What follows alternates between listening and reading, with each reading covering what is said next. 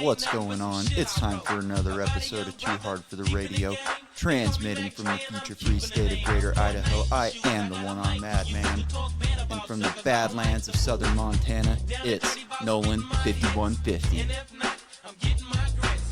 Nolan, how we doing tonight, man? What's going on? What's on your shirt there? Shit. Might be hard to see. Oh, you got some shroom doggies on there. All right. Yeah. I still got that little care package in my bathroom that you left me a while back. Yeah. I've thought about it a couple of times. I was like, maybe just a little pinch in some tea or something like that. But I'm still scared. Don't be scared, dog. Just take a little bit. I did a little micro yesterday, and I'm feeling pretty good today. Oh, really? Yeah. Does it help you recoup from work and shit on the weekend? Before I started the new job, I had been microdosing probably about 3 or 4 days a week, and I really enjoyed it. I think there is a clear benefit from a macro dose like we used to do versus micro, and I've done a little bit of research, like the effects of a macro, like, they call it like a god dose or whatever, where heroic dose. Yes, exactly. So there's longer lasting effects, more like deeper psychological repair and stuff like that from that. But then the micros have, more of a day-to-day small effect, and I haven't done any in a long time, and I've been dealing with that back issue and stuff, and just a lot of stress and tension, mental, physical, and I said, I think it's time to give it another go. And I slept like a baby last night, had crazy dreams, but I feel great today. Well, this is actually good timing because I had a story that I was going to tell last week, but we never got around to talking about the hurricane, so I never got to the story. So anytime I'm like watching hurricanes now, I think about when we did mushrooms for the last time in that house with all the lights off, no power. We're sitting in that, like 5 of us in that little Ford Focus, just burning weed for like 4 hours. So I don't know if I've ever told you this story, but I drove home after that. I know I drove home. Oh, yeah. And on my way home, it was to this new house, and they had this road that was under construction, and there was cones going all down it on both sides. And at that point, I was like, oh, shit, I'm still fucked up.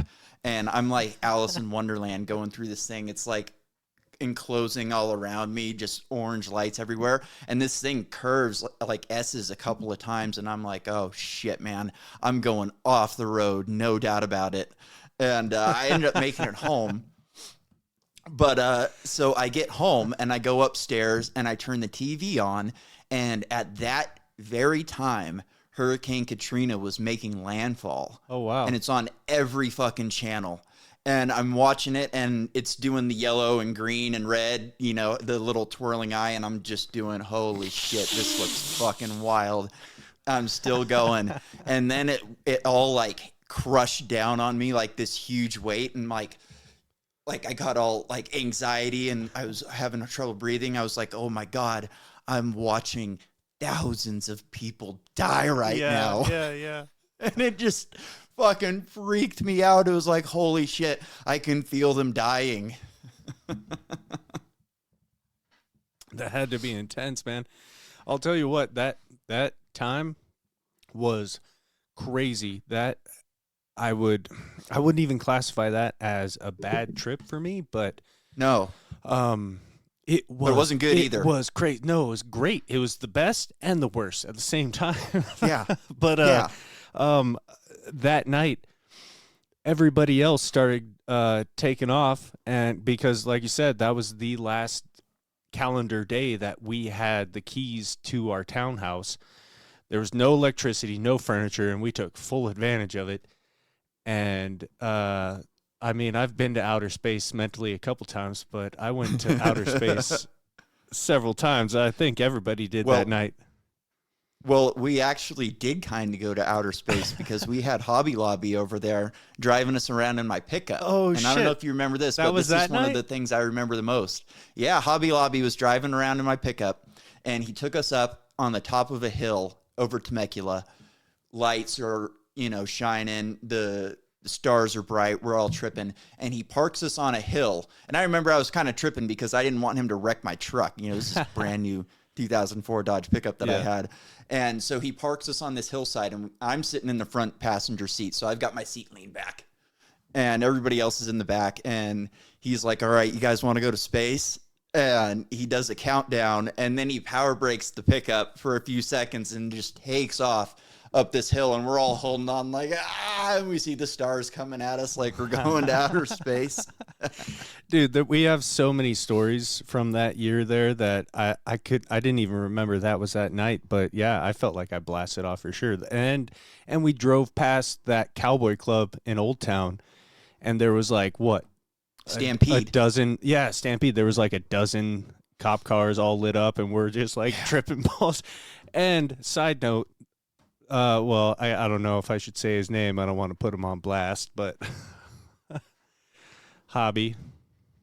Yeah, Hobby Lobby. Yeah. But so the end of the night, that night for me, everybody was leaving, and I don't remember if I had a game. I think I was planning on just going home to Oceanside, but I was still pinging, and luckily John was like, "Oh yeah, well I'm all right. You can come crash at my place." Drove my whip back to his place. That was fucking crazy because I'd driven that, it was that little back road or the little back route through the subdivisions and everything up over to his place. And I knew, like, I could close my eyes and drive it in my mind. But as we were driving, we would just stop, and then we were stuck. And we weren't making any progress until I closed my eyes, and then I visualized us making progress, and then I'd open my eyes, and then we were at that point, and then we were stuck at that point until I finally closed my eyes again, and then we finally got to his house. I finally passed out on like a bean bag or something that he had up in his little loft or whatever. The funniest part of the story, I wake up the next afternoon or whatever time it was. I wake up and finally drag my ass downstairs to get the fuck out of there. And I get to the bottom of the steps, and I look on the couch, and it's motherfucking Travis Pastrana. Ah, that's right. Yeah. And I thought I was still tripping. I was just like, hey. And he was just like, hey. And I just fucking walked out. I was like, I can't handle this right now, man. And hey, Travis Pastrana, get at me if you remember that. Yeah, right. Oh my God. Yeah, I remember how embarrassing that must have been to come down and see him there. And I couldn't even just have him he was probably just looking straight through you. He was. And I was like, I know you know what's up, dude. I'm like, I can't. I just can't. I mentally can't. I'm emotionally fried. I gotta go. Oh man, that's like. In any other situation, I'd have been like, "Oh man, I wish I'd been there to meet that dude." For sure, he's probably one of the baddest dudes that ever walked the face of the earth. But on that particular day, I'm glad I wasn't there. Yeah, man. I mean, and yeah, exactly like you just said. I there's so much I would have wanted to be like, dude, you're such a fucking badass. Blah blah blah. Totally fanboy out and whatever, and try to kick it with him for a bit, but. Yeah, my tank was depleted. I had nothing mentally or anything to give. I was just like, I'm going to get out of here before I really embarrass myself. He did a documentary. I guess that's what we just used to call them motocross movies, Rusty Demons of Dirt, that type of shit. He did one. It was called Revelation 199. I'll have to see if I can find it online and steal it. But it was him essentially as a kid, and he's riding around his house on a 125, an RM 125. And dude, some of the shit he was able to do as a 15-year-old kid was just incredible. He was doing these jumps where he just do these massive jumps and landing on the front tire, coming to a complete stop. And this was before anybody was doing shit like that. Like now it's kind of a standard thing. The brakes are so much better now. So it's not even like fair to compare what he was doing to what they do now. Like you watch some of those guys on Instagram. What's that kid? Alex Hodgins. Axel. Is that his name? Axel Hodgins. Yeah. He's incredible. But again, it's like comparing Tony Hawk. Dude, it's like comparing, this is what it's like. It's like a 911 Porsche compared to a brand new Z06 Corvette. That's the comparison. Yeah. Axel used to come into my old shop. A lot of dudes used to come in there. Ryan Scheckler. Who else? He's good too. Yeah. But those guys are bad. I think a good comparison would be Tony Hawk to like the new age skaters. You know what I'm saying? Like, dude, I wish I could probably find it right now. I can. It'll take me a second, but this is going to be worth it, I think. God, I hope I have it. Oh, there's Ozzy. I can't believe he hasn't started barking at this point yet. Damn, I don't think I have it. I was going to have it on last week's show, but I guess I ditched it. He was on Jay Leno's Garage recently, and he built a 57 Corvette and put in an electric motor in it. What an asshole. I mean, what an asshole. Yeah. And he's like, I like to be different. It's like, no, you don't, man. You're the most corporate, fucking uptight skater that's ever lived. He's like apart from skating in a lot of ways. He just doesn't really fit in with the culture at all. Oh, he's just so good. Yeah, he's just, I don't know. He's more likely to do a corporate commercial than say something rebellious. Yeah. You know what I mean? Yeah. Jesus, Ozzy is just going crazy right now. This is driving me nuts. Hold on a second. Talk for a second. Ozzy, shut up!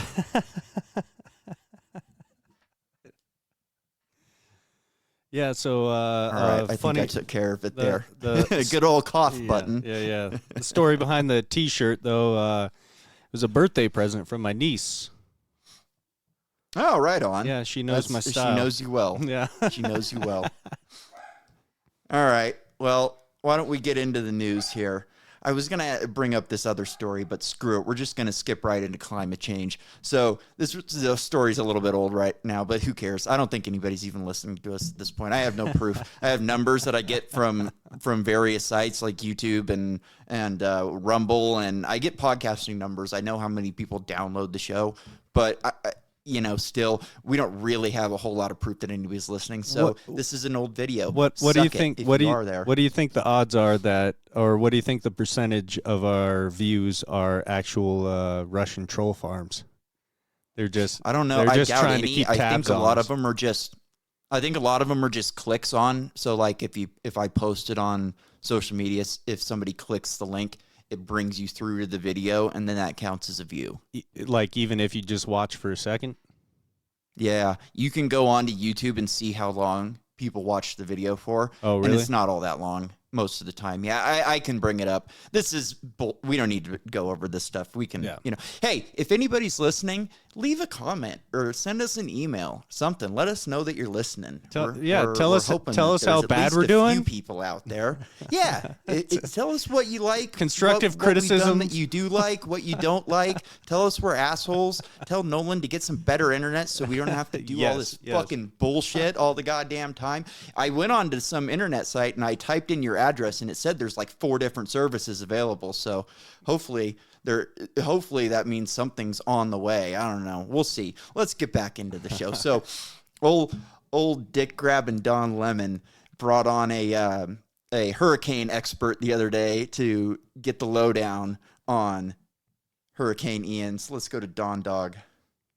Can you tell us what this is and what effect the climate change has on this phenomenon? Right away.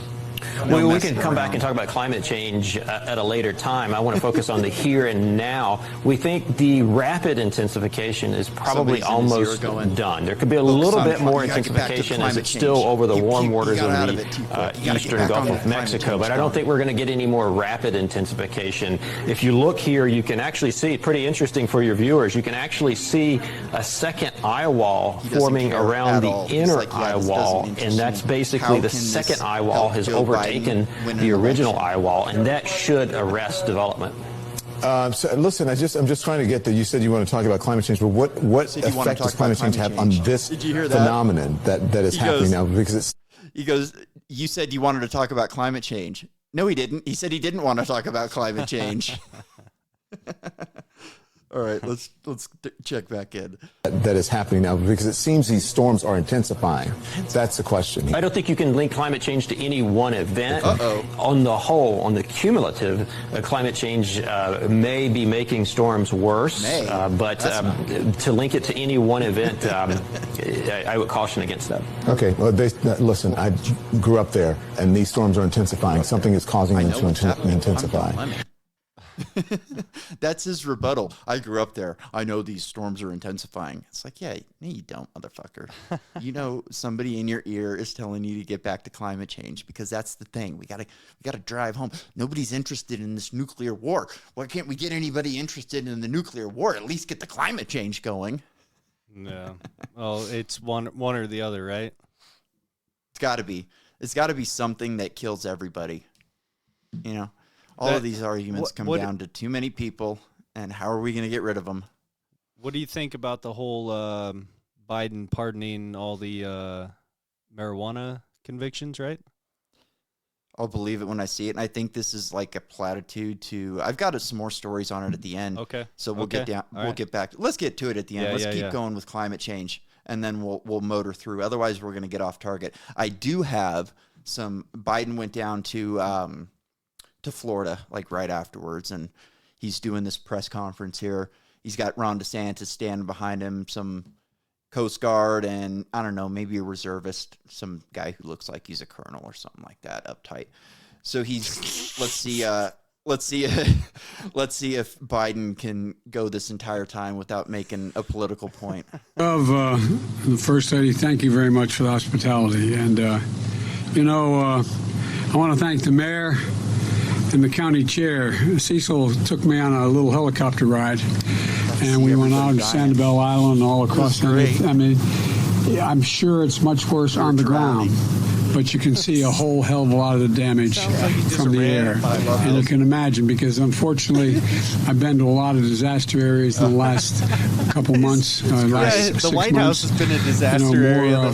More fires have burned in the west and the southwest, burned everything right to the ground. Then the entire state of New Jersey, as much room as that takes up. And the reservoirs out west are down to almost zero. We're in a situation where the Colorado River looks more like a stream. Yeah, there's a lot going on. And I think the one thing this has finally ended is a discussion about whether or not there's climate change. We should do something about it. But folks, I also want to, Jill and I have had you all in our prayers, and I mean that sincerely. And we're here today because we wanted to tell you in person that we're thinking of you, and we're not leaving. We're not leaving until this gets done. This gets done. He left like 20 minutes after that. Fucking guy. What are you talking about? We're not leaving. That was the royal. You can't go 30 seconds without linking this to climate change, which is exactly what our guy just told us you shouldn't do. Yeah. But, that's not how you win an election. They got... They got an election to win. There's still going to be an October surprise. We haven't had an October surprise yet. Everybody was waiting for the October surprise during the last election, and it turned out not to be the Democrats. It was the Republicans with the Hunter Biden laptop. So who knows what kind of October surprise we're going to get this year? That whole time DeSantis is standing back there, and he's kind of got like a weird look on his face, man. He's got to be like probably sucking it up, but if I'm him, I'm like making faces when he says something like that. I'm like, Yeah. You could make a funny meme out of it. This you can get guy. memes out of that. Somebody drops the shades on him. Thug life in it. Yeah. He goes, Biden's like, the one thing this does is ends the debate on whether climate change is real and if we should do something about it. Da da da da da. I can see the campaign videos now. How the hell does he? I mean, obviously he's pretty delusional, in my opinion. But how do you relate a hurricane that is putting tens of thousands of gallons of water on land to what did he say, the Colorado River running? Yeah, he goes, the Colorado River's basically a stream right now. It's like, that doesn't make any sense. I heard another good. The reservoirs are dry. Oh, so the man-made reservoirs that you guys control the limit of are dry. Yeah. Oh, it's this artificial scarcity that they're trying to create with water. I heard another trying to good. Convince us. Did you listen to one of the last Tinfoil Hat episodes? Yes, that's exactly what I was going to say. The primary water. Yes, dude, that was fucking great, wasn't it? Yeah, that dude was on it. That's. I almost feel like embarrassed to go on that show when I hear people like that. I'm like, man, I don't do that type of thing. That I was going to bring up one point that I heard on that, which was how they're trying with the climate change, trying to say that we're running out of water. But then on the other side of the coin, they're saying that because of climate change, there's going to be too glaciers. much water. The glaciers are melting. Yeah. So it's got, both of them can't be true for sure. Both of them could be incorrect, but both of them can't be right for sure. No. So it doesn't make any sense. They act like we're not going to be able to remove salt from water 100 years from now. Dude, yeah. Fucking wild, right? I mean, we can already do it. It's expensive, but we can do it already. Well, shit, if you've watched any of those survival shows, those motherfuckers desalinate enough water to survive with nothing. Yeah. With a coffee can, easy. Some tube, and a fucking a goddamn Bic. I remember the one that I really liked was Dual Survivor or something like that. Yeah. And it had the Marine and then the big guy with the socks. Cody. Walked through the snow in socks. Yeah. Cody. That was his name. That dude was a badass. Dude was a badass. I bet you he would roll some mushrooms with us. Yeah, he would. not to throw too much shade at that dude's way, but you remember Matt, homie from Fallbrook? Yeah. So he went to Prescott, Arizona for basically a degree in, adventuring, he took whitewater rafting glaciers in socks classes, but that dude was like a local around there and had this, according to Matt, had this whole celebrity status and everything, and is a pedo. Oh, really? Yep. I don't. Hey, that's what I heard. That's what I heard from somebody who supposedly saw him rolling around, pulling young ladies. Wow. Yeah. And if they're over 18, more power to you.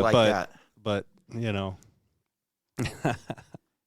Hey, baby, you want to go out in the glaciers? I'll show you how to walk in your socks. On a scale of 1 to 10, where's your bush? Socks. All right, so I got another video here. I got Michael Schellenberger. He ran for governor in California. People should have voted for him. They didn't. Now California's going to be the new Cuba. Let's hear him tell us about how storms are not getting stronger. Climate change is real. It's being caused by humans. We should do something about it. We live in a particular temperature band. We've built our civilization around it. All else being equal, we shouldn't want to change it. Of course, all else is not equal. Our prosperity and security and our resilience to extreme weather are due to our use of energy in general and fossil fuels in particular. These hurricanes you cannot attribute them to climate change. There has been no increase in landfalling hurricanes over climate relevant timelines, meaning over the last century. There has been an increase from the 70s and 80s, but the 70s and 80s was a very low period.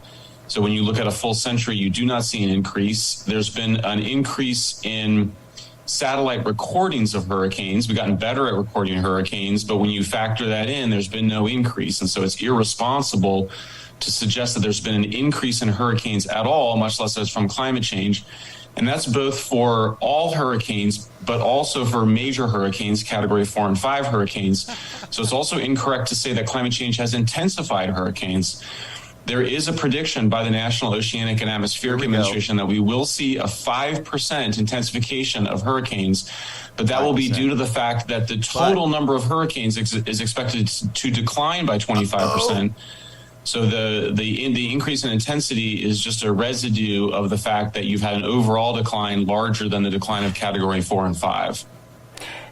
So they're getting fancy with data. Mm-hmm. The 80s was a lesson period. So they're when they say it's intensified, it's because they're going from the 80s to now, not a whole century. And obviously we've gotten better at recording these things with satellites. Yeah. So this is How to Lie with Statistics 101. Yep. You find a section and you use that section to your advantage. When they talk about warming, that we're in this warming and they show this hockey stick graph, this is because they exclude the little ice age and the little warming period from their graph. They just drop it off completely. And so that's why you get this huge hockey stick graph and they can say, oh my God, it's warming. It's because they're getting fancy with numbers. This is what these people do. They're liars. Yeah.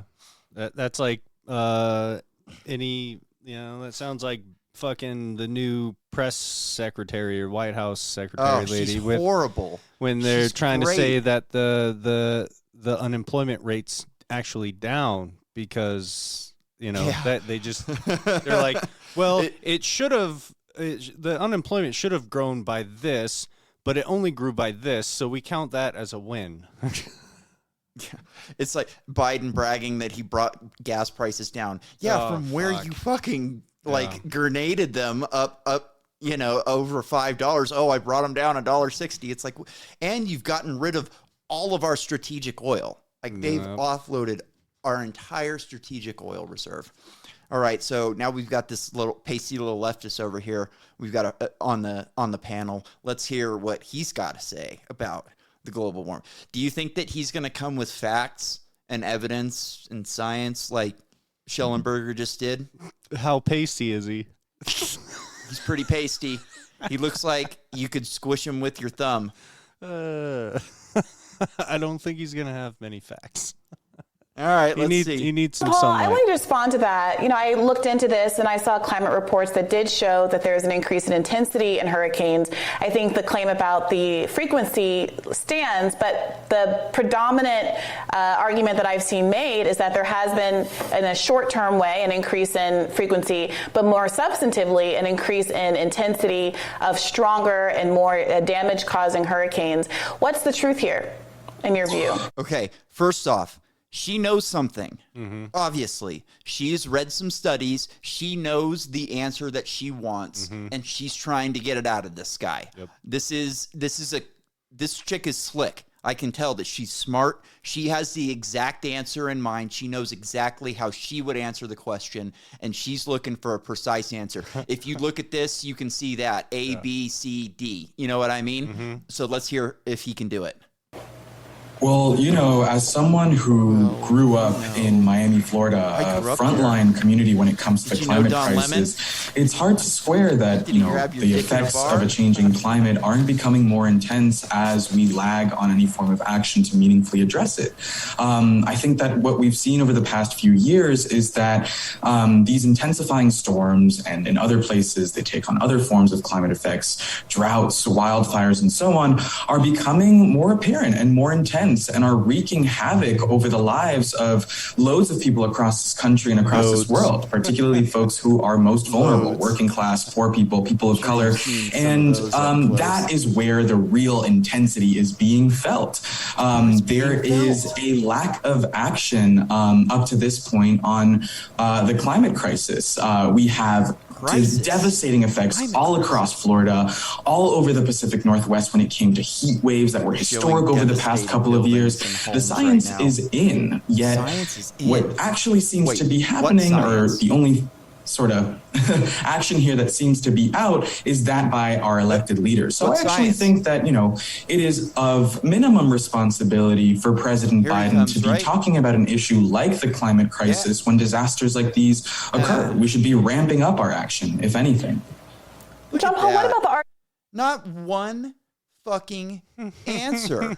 He didn't give any quantitative data at all. Like, all he did is use, oh my God, I grew up here and it looks like it's so much bad. It's horrible and it's hurting brown and underprivileged communities the worst and blah, blah, blah. That's fucking wild. Dude was dancing his little heart out. Entire thing. He never said a goddamn thing. And Schellenberger's just sitting over there losing his fucking mind. You know he is. So let's hear the rest of Schellenberger here. I kind of messed up. There are folks who have been historically left behind. Let me just say one thing. There's been 15 Category 4 and 5 hurricanes over the last 100 years. 10 of them occurred before 1960, 5 since. It's not the case that we're not doing anything on climate change. Carbon emissions declined 22% between 2005 and 2020, mostly as a result of moving from coal to gas. John's organization opposes natural gas. John's organization. If you want to reduce carbon emissions in the short term, you got to go natural gas. Sorry, guys, I got to go. Thank you for having me. That was great. He's like, carbon emissions have gone down because we switched from coal to natural gas. John's organization opposes natural gas. So what the fuck are we doing here? Oh, I forgot to play my new button over that pasty little bastard. Hold on. Let's real quickly. Here we go. To be frank with you, the costs that are enormous, that are often unreported when it comes to... Everything that guy just says bullshit. Uh-oh. One more time. To a storm devastating a community are those which are most vulnerable. I remember Hurricane... Everything that guy just says bullshit. Was that motherfucking Joe Pesci? Yeah, that was Joe. That's good. Damn, I can't believe I forgot to play. I uploaded it specifically for that fucking guy. I'll get to it. I'm gonna have to get the pad from you at some point so I can fucking have myself a big old soundboard over here to mess with. Dude, I've got an article here from Alex Epstein. You remember Alex Epstein? He's the guy that wrote Fossil Future and Moral Case for Fossil Fuels. I read both his books. He's the best guy on this. He's got this article here, 25 myths about extreme weather refuted. And he just goes through myth 1, the world has experienced unprecedented danger from weather from fossil fuels. Dude, 25 of them. Let me just go down and pick a random one. And it's all data to pack it all up, all sorts of graphs. Number 9, media-cited research on extreme weather is unbiased. Yeah, that's definitely true. Myth 10, climate research have no political bias. That's definitely a big one. Myth 11, extreme weather attributed research or some, whatever, that one's a long one. You get the idea here. Everything these people say is bullshit. Everything that guy just says bullshit. Oh, that's good. All right, so you want to hear what DeSantis had to say after the hurricane ripped through? Yeah, he's looking pretty presidential right now. I think he's going to make a run.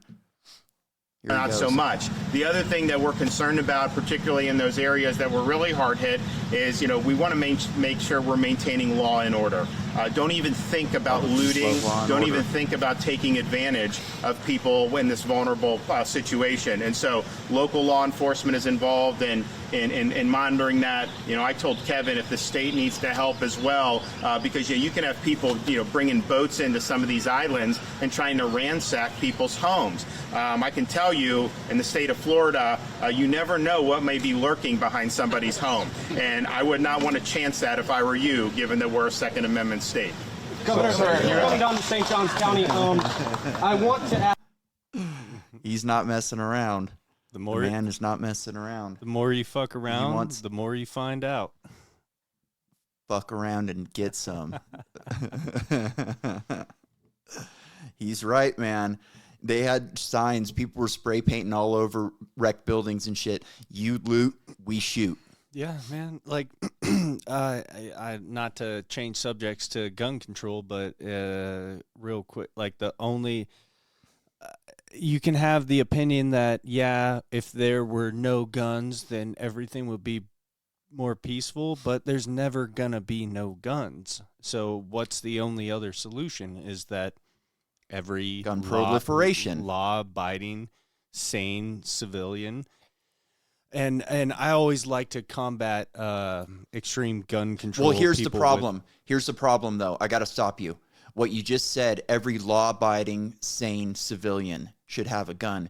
That's where you start to get fuck-overs, because it shouldn't be, you shouldn't qualify it at all. It should be every person should have a gun, because who are laws created by? The government. They can make the laws whatever they want. Who decides if you're sane or not? The government. They can put any doctor in there they want. All of these things end up becoming pitfalls. The only true answer is guns for everyone. The bad people will be overran by the good people. You just can't qualify it, because then you have to start breaking it down to who decides what. And the one thing I always like to combat extreme gun control people with is I pitch that like gun safety, like basic hunter safety, basic operational education should be mandatory in the educational system. Absolutely. Hunter safety course when you're 15. Yep. For everyone. Absolutely. That's a great fucking point. And you'll never have anything like that with the public school system. That's why we got to have school choice and private schools and charter schools and trade schools where we can actually teach kids things that are worth learning. Yeah. And we, let's keep going with on guns here, because I've got another gun story here for us. Here we go. State Attorney General's gun buyback program aims to curb gun crime, but one man claims he made guns on a 3D printer for the sole purpose of selling them at Utica's buyback event. As News Channel 2's Jolene Ferris reports, he walked away with $21,000 in taxpayer money. Fuck yeah. On August 27th, the State Attorney General's office held a community gun buyback program at the Utica Police Department. No questions asked, they'd buy from you as many guns as you wanted to surrender. Nobody thought this through. If you look at the flyer, it is just the gravest thing that Letitia James could have done. Is she literally put a bounty on 3D printed guns. This is the She guy. said, I will give you extra money if it doesn't have a serial number on it. They made no specifications. They didn't touch on any details. There was no fine print. And that's why I was able to walk out with $21,000. After seeing people posting on Twitter about using 3D printers to make ghost guns to sell at gun buybacks, a man who identified himself to us as Kem got to work on a $200 3D printer he got for Christmas. Well, I 3D printed a bunch of lower receivers and frames for different kinds of firearms. Then he drove 6 hours to Utica. That's He goes, hey, you're for the gun buyback? And I said, yeah, I'm here. And he sees the tote. He's like, oh, how many firearms do you have? And I said, 110. 110. This began an all-day negotiating and haggling session with staff from the state attorney general's office. And it ended with fuck you, pay me. The guy and a lady from the budget office finally coming around with the 42 gift cards and counting them out in front of me. $21,000 in $500 gift cards. We asked the state attorney general's office a few weeks ago if they were aware this might be happening at gun buyback programs. They didn't answer the question, responding only that the buyback in Utica helped keep families safe and was a big success. Yeah, I'm sure it was. Oh, I'm sure it was. I'm sure handing over $21,000 in gift cards to some punk kid after getting a bunch of plastic junk was a rousing success. Kem says he had two objectives. Sounds like make it was some just cash a big tax and burden on make the a point. freaking families. And gun buybacks are a fantastic way of showing, number one, that your policies don't work. And number two, you're creating perverse demand. You're causing people to show up to these events only to make money. And they don't actually reduce crime whatsoever. Utica police referred all questions to the AG's office. We reached out to them again today. No response. Jolene Ferris, Surprise. News Channel 2. No response. Yeah, big surprise there. Oh, man. What a great fucking scam. Yeah. I love a good scam. And that's about as good as you can get. Yeah. I'd love to get me a 3D printer. I did some more research into 3D printers today because in that the article that I found this story in, it said that they now have technology that they're working with where they can track these fucking things. And I've got, it doesn't really matter. I don't need to read it, but I went through the whole fucking thing, and it seems like they can track these things down. Like how? By the composite, or like that would be the only thing. I'll go to the thing. I'll go to the thing right now. I've got it right here. Here we go.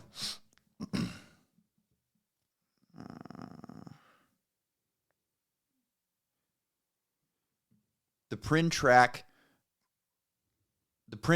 work using a very Jesus Christ, they didn't even edit this. The print tracker work using a very simple engineering concept. Yeah, I didn't fuck that one up. Here we go. The print tracker works using a very simple engineering concept based on discovering the infill patterns of a 3D printed gun, which essentially, oh man, what just happened here?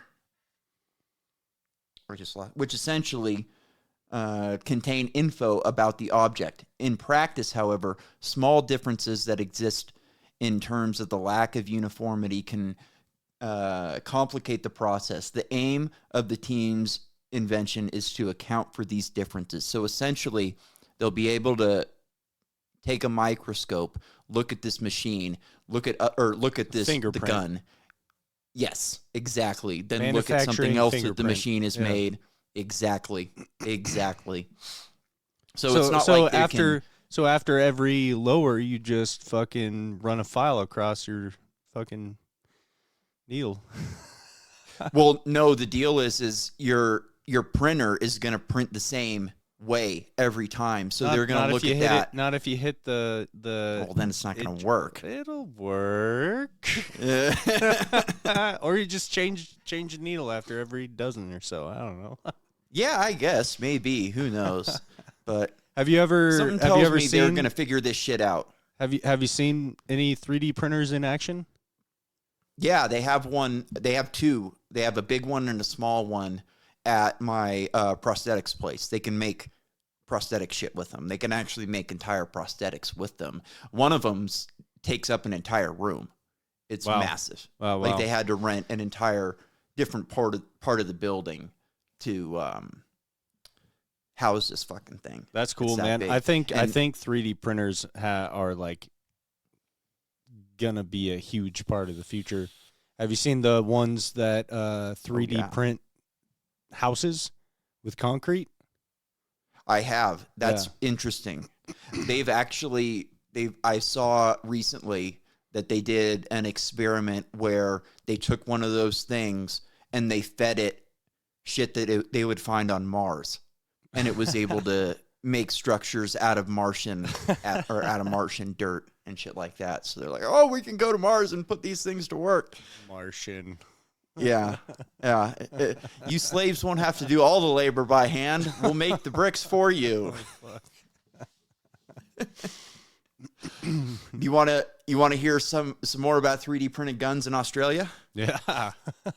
That's right. Here we go. Last year, New South Wales Police established Strike Force Temerang, a special task force designed to crack down on illegal firearms, with one of its main aims to track and trace 3D printed guns and their parts. Standing in a room full of and guns. this is one of those seizures, a semi-automatic military-grade weapon designed and made using a 3D printer. Commander of the Drug and Firearms Squad, Detective Superintendent John Watson, explains how it works. Once it's loaded, the bullets go in. As it's now loaded, ready to go. Did you hear that spring? Obviously, the trigger, just press back the trigger, it will fire.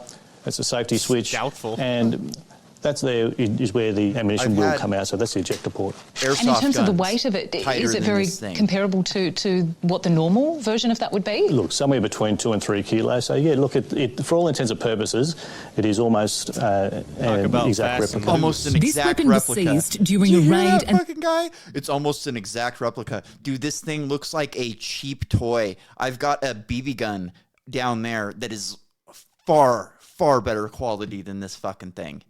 So let's hear about these dirty, nasty Aussie criminals printing guns. Subsequent arrest in southwestern Sydney. And although the number of printed guns and parts in Australia is low compared to other countries like the United States or the UK, our law enforcement agencies recognise this is an emerging threat. But the perpetrators aren't necessarily who you'd think. So we haven't seen organised crime in this particular space.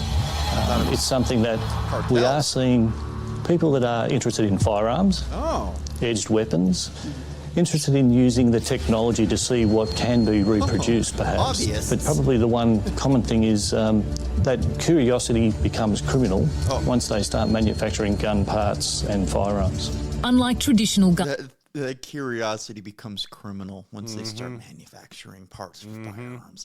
Isn't that wild, dude? They're not even going after criminals. These are like probably college kids who are fucking around with 3D printers. Yeah, or they're, middle-aged business people that actually want to defend themselves. Someone like you or me. Just hanging out. We want to. I looked into some of the. You can get some really cool ones. They make one that you specifically buy from this company. I'm going to look into it. I don't know how much it costs yet, but it's a ready-made printer that has already got all of the software ready to go. Oh wow! So all you do is, and it's just specifically made to print guns. That's all it does. That's very interesting. They showed this Glock that it printed. It looked tight. I've seen nothing some. like the guns that they're showing on this. Yeah, I've seen some really cool ones on Instagram. Some ARs that you would never know had printed parts. Oh yeah, on them. yeah. No, I've held.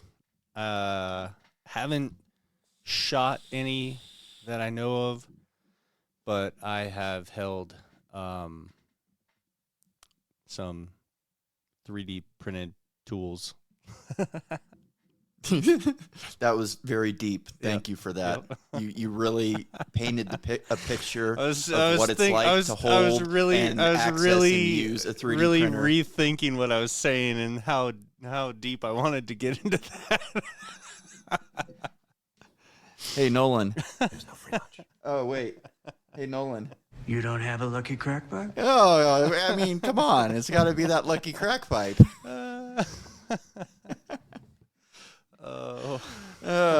I've got a little bit more from these guys. We can listen to a little bit more. Let's go. Guns that have a serial number and can be easily traced. 3D weapons, or so-called ghost guns, don't. God, however, that doesn't mean they're untraceable, thanks to online mechanisms and a multi-agency approach. So we have particular skills in terms of the intelligence and the information that we're gathering around this crime type. So New South Wales Police work with all our law enforcement partners, and it's right across Australia, but also our Commonwealth agencies as well. So we're working with Border Force and Australian Federal Police to combat this crime. They've got an entire fucking Although 3D printers are easily accessible to the public, knowing how to design and then build all of the components for a fully functional weapon reduces the threat to the public. So I couldn't this afternoon Google how to print a 3D gun and make something like this. Today. I figured that out. It certainly takes a great deal of expertise and knowledge, both from the firearm standpoint, but also from the technical standpoint and the manufacturing standpoint. That's the whole point of that. What would your warning and message be to someone that's thinking of making one?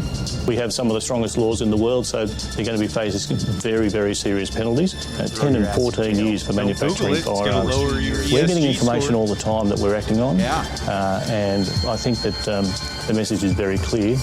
Don't do it or you will get caught. Don't do it or you will get caught. 14 years they're going to give you. 14 years. My God. These people are insane. All right, well, speaking of slaves, let's do some tech. And when I say tech, I don't mean like big tech. I mean the tech these people are going to use to control us in the future. Slave tech. Let's go into some slave tech. All right. China approves world's largest pulse-powered plant, sets eye on achieving nuclear fusion in 6 years, top scientists say.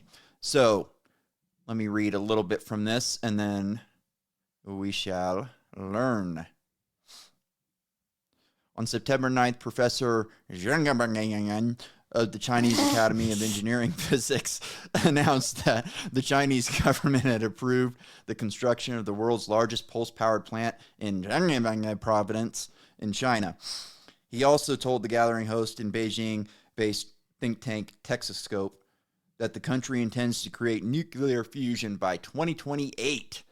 Fusion ignition is the jewel and the crown of science and technology in today's world, Professor Ring stated according to South China Morning Post.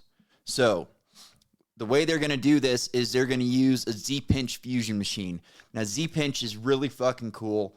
This is something I've been following for a long time. So, I pulled up a video from YouTube. Let's learn a bit about the Z-Machine. Well, welcome, Brian. This is the Z-Machine. It's Brian Cox. Located on a high-security base just outside Albuquerque, the Z-Machine, as it's known, is run by John Porter. So this is the largest pulse power device in the world. It's also the largest X-ray generator in the world. So in about an hour, we're going to discharge about 26 million amps through a little thimble-size cylinder of wires. This is, 100 times bigger than the instantaneous power consumption of the United States, at least. So, again, just phenomenal amounts, but for very short periods of time. So that's what makes With all this power at its disposal, the Z-Machine is able to recreate the conditions inside an H-bomb. Run your AC during peak hours. So at this point, the conductors are inside a vacuum, and then they're converging all to the axis. About, 10 feet down there is where all the current gets concentrated in the thin wires. But Nearby, John shows me a target that will sit at the center of the machine. So the 26 million amps is flowing right along there. And then you can barely see the array of wires. There's probably like 300 wires here. They look like a spider's web. Exactly. They're absolutely tiny. When it fires, these wires are rapidly vaporized, and the strong magnetic field generated by the enormous electric currents force the wire remnants to implode. This is known as a Z-pinch. And it's this that creates the conditions for nuclear fusion to occur. Hi, the diagnosticians are back down from rearming, and we're going to continue on with our checklists. Excellent. The radiation generated by this machine is extreme, and it can, in certain places, create lethal doses of radiation. So it's not a good idea to be stood here when you do that. That's right. So it's about to get dangerous, so we better take off. Right. And we've got red flashing lights. Exactly. All the signs that it's better to leave. Yeah, it's very exciting. So we do one shot a day. Right, so this has already been locked up. I'll take you to the control room. The X-rays are so intense that people and video cameras are only safe inside the specially shielded control room. You guys still ready? We're ready for you to arm. Okay, we are still armed. Attention, go to 90 degrees. C is preparing to fire. You're starting CDL countdown. We are counting T-minus 135. We are charging. They're going to take it up to 82,000 volts. We are charging the MTGs. When it fires, this vast brute of a machine is powerful enough to create a minor earthquake that's felt across the entire site. Charge complete. Arming to fire. T0. Trigger. Whoa. So only one image of right the blast has ever been captured. This picture. This is that image. I sent you a picture a couple weeks ago of this big machine that was lit up blue. Yeah. You remember the one I'm talking about? That's the Z-pinch. So they pump all of this energy down into these fine wire filaments, and then it hits this deuterium tritium target, and it fuses it. It literally fuses it, so you get this explosion, not really an explosion, more like an implosion, and you get a small star. This is not the type of fusion machine that's going to keep it going. It's not a tokamak. So like the West's big fusion project right now is called ITER, and they're building a tokamak fusion reactor that's going to test bringing energy into the actual grid. And what that does is it's a big donut with magnets around it. And these magnets can contain the plasma. So plasma is electrically charged. So when something's electrically charged, you can control it with magnets. So these things get up to 100 million degrees. So they can slag any material that it touches. So you've got to hold this plasma in with magnets. So that's what the West is working on right now. China's working on one too. They're probably working on multiple of them. This is something that a lot of places are working on. There's still problems like they're not able to hold the plasma for long periods of time. So you're looking at intermittent power, which is the same type of thing as wind and solar. So you're going to have this big, massive spike of power that the grid can't handle, and then you're going to have downtime. So it's going to be really tough for them to actually get power into the grid until they can sustain these plasma reactions for a long time. Yeah. And I think ITER's going to be able to do it for a couple of minutes. So there's a couple of different ways that they're looking at utilizing fusion over here in China. One way, they're building their tokamak also, but the way that they're looking to get the energy into the grid is they are going to transfer heat into a molten pit of salt. So the molten pit of salt is just going to churn and churn and churn, and the heat they grab from the fusion will just keep it heated up, and then you can burn water, or you can boil water, make steam, turn a turbine, and have 24/7 electricity. Yeah, that's the, like, that sounds more, if it can be harnessed and controlled, then it's gonna be, you know, the movie script, unlimited free energy for the world, right? Yep. So but there's still problems. There's still other problems, like deuterium, tritium are not easy to get. One of them, I think it's tritium, is already in short supply. So one of the ways that they are looking at is helium-3, and there's a company right now on Earth that's on Earth. I went to sci-fi land right there where they were only making helium-3 in space. Yeah. Oh my gosh, that was great. But so the way they're doing this one over here in China with the Z-pinch machine is when they're able to fuse that target, you get all these heavy elements and radioactive elements that are absorbed into the container that's surrounding it, and you can use that material to make an A-bomb, or you can also burn it in a normal fission reactor. So they're going to be making fuel for a fission reactor, which I think is very ingenuitive. I'll be interested to watch this one. Now, any thoughts? I've been hearing a lot about the helium-3, but it's all in outer space. Something about was it? It's on the moon. Yeah, was it the moon? And then some like giant asteroid that's supposedly it's on its way to be close to Earth. You know, however close is, but. I'd never heard that. So there's a supply of it on the moon. They don't know exactly how much is on the moon or how easy it's going to be to get. So the first mission will be to get it on the moon, start mining it on the moon, but then they're going to say, oh, well, it's too hard to get. There's a limited supply here, false scarcity again. We need to go to Jupiter to get it from Jupiter. So we need more money, more product, more ships. You know what I mean? Meanwhile, other people will have figured out. Yes. Yeah. Meanwhile, other people would have figured out better ways of producing energy on Earth. I just saw a thing that said Tom Cruise is gonna he's pitching a movie to be shot in outer space.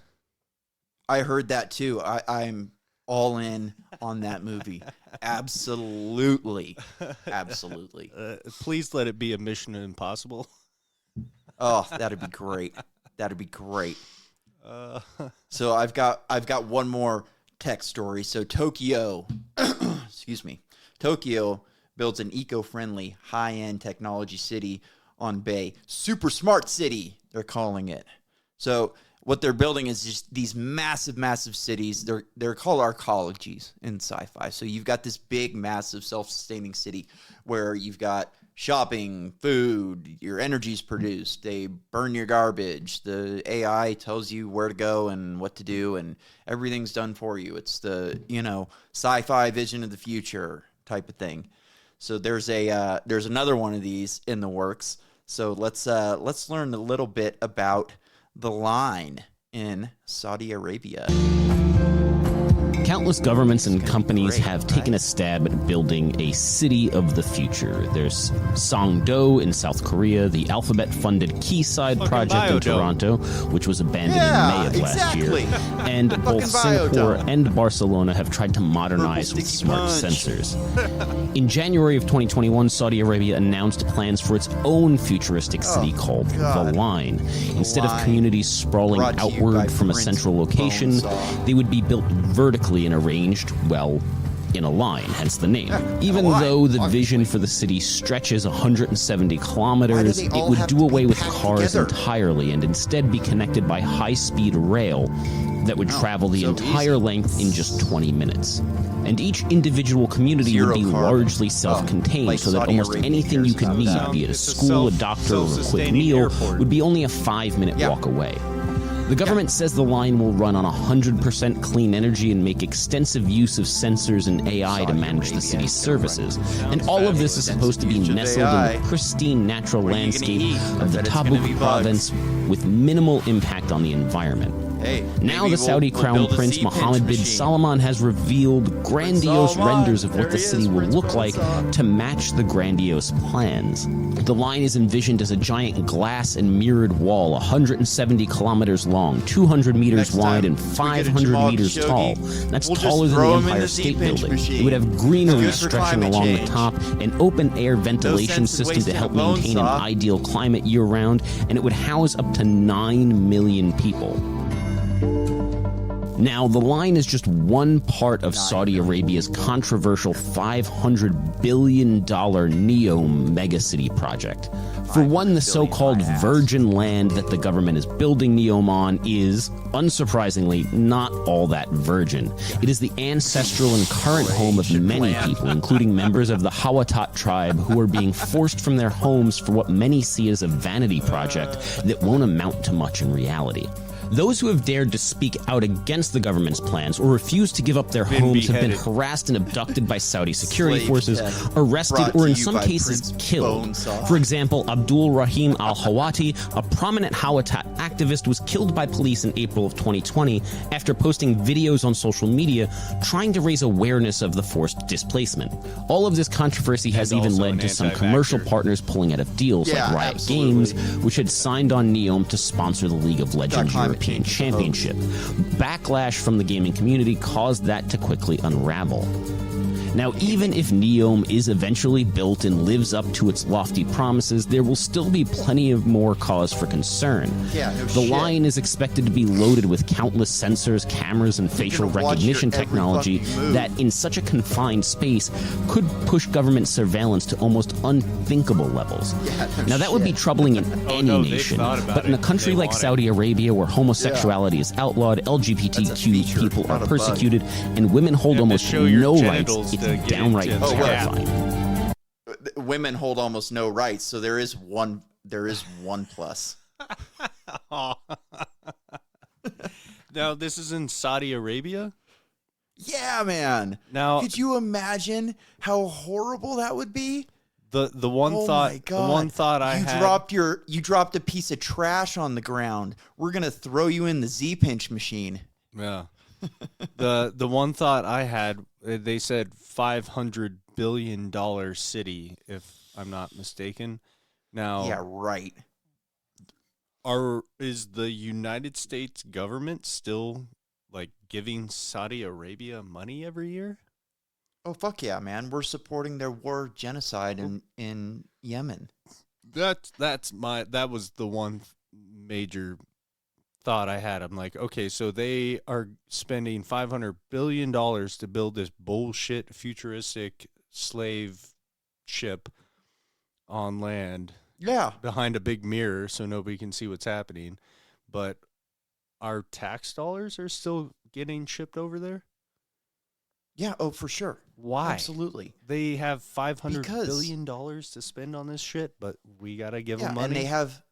And they have more oil than like probably every other nation combined. More oil than God. It's fucking wild. More oil than God. Prince Bonesaw is God, as far as we're concerned. Yeah, man, it's a fucking nightmare. But you know, at least over here in America, we've got good old Uncle Joe, and he's on the case. Let's Let me start off with 2 words. 2 words. Made in America. Made in America.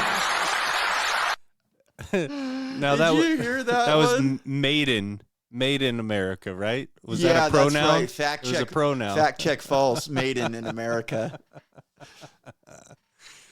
My pronouns are made and N. Oh my God. Unbelievable. Made in America. Dude, there has to be, at this point, I'm convinced there has to be some sort of like moles in his camp that are just feeding him things to say. I mean,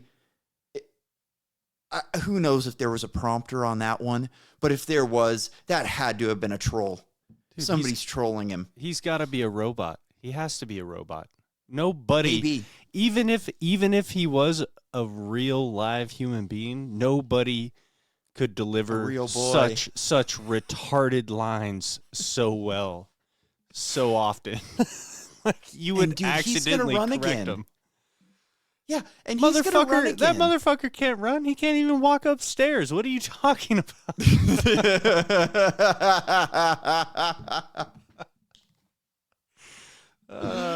Oh my goodness! Yeah, man. Yes, points. What a fucking nightmare. Let's hear him. Let's hear him go again about manufacturing in America. He was like giving a speech at some, I don't know, some plant or something. There's a bunch of pallets stacked behind him, and it says "Made in America."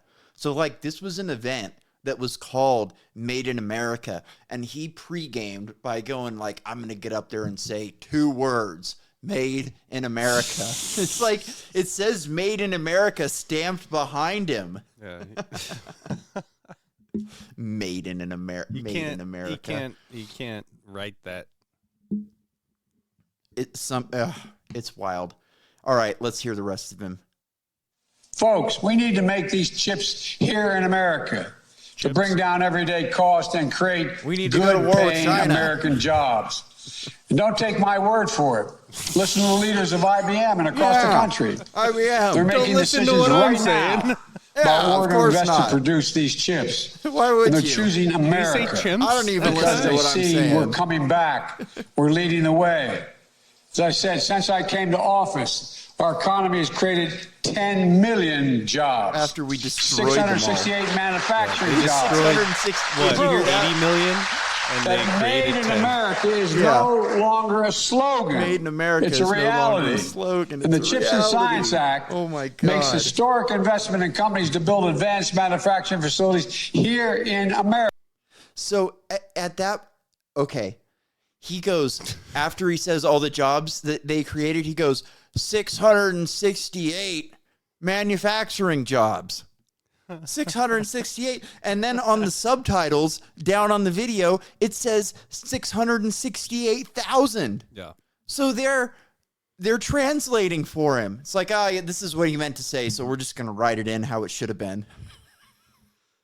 Yeah, it's so embarrassing, man. That the one thing. I think it's great.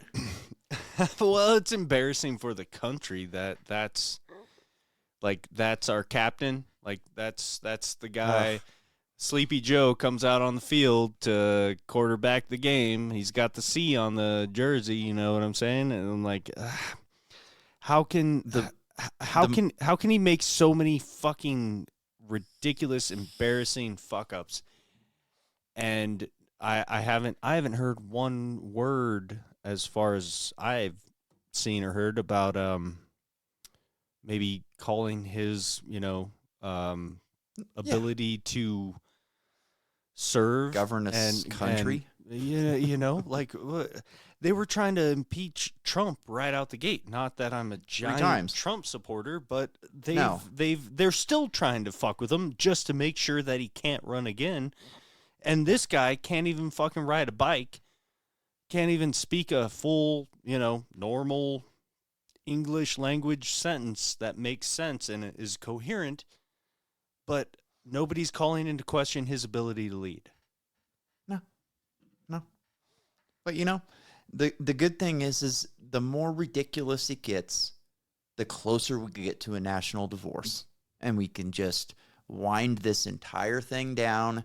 Like the fact that we have some bumbling, stumbling old man shows how weak the empire is. It also shows how strong they are, that they can throw him up there and most of the country doesn't know the why. I mean, I would bet money that the NPR listeners that I knew in San Francisco, they have no idea that he's not mentally fit. No, they don't ever point out any of the shit that we're talking about here. They don't ever call him on his bullshit. These people just think he's, Obama 2.0.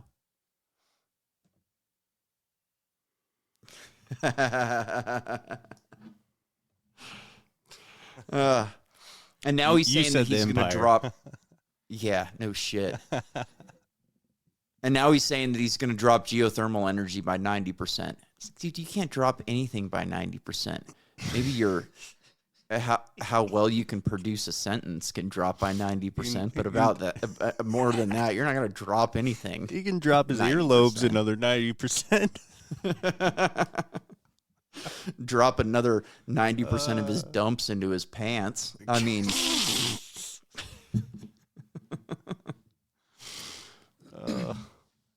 here he is on Leno. Electric car is a big part of your climate bill, aren't A gigantic part. Yeah. It's also part of what people don't realize is part of the infrastructure bill, building the highways and the like. Because we're talking about putting 500,000 charging stations and the money for those charging stations in that bill. In addition to the charging stations, individual companies are putting in. So it's a game changer. You got 40% of all pollution, all the CO2 going up is from the tailpipe. Right. And imagine if we just change that. Good, Jay. Why can't we just change that? He goes, why can't we just change that? Well, for a lot of fucking reasons, Joe. You stupid old man. You can't just change an entire